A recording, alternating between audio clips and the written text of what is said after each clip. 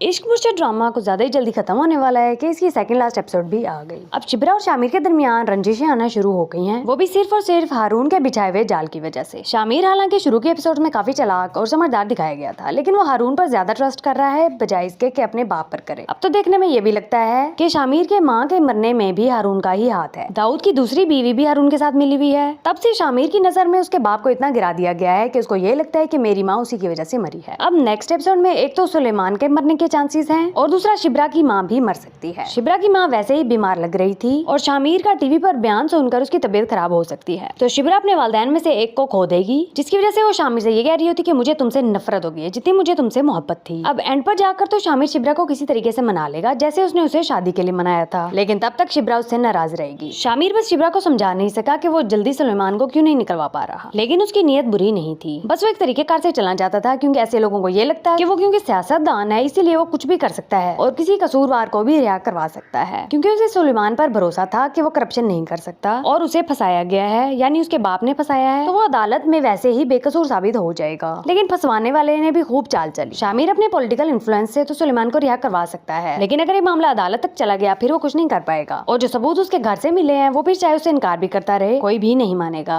महरीन के बाप की साजिशें देखने के बाद ये लगता है कि महरीन वाकई अपने बाप पर ही गई थी। अगर फितरतन उसका बाप ऐसा है तो वैसी क्यों ना होती, लेकिन अब तो वो खुलकर सामने आ गया है।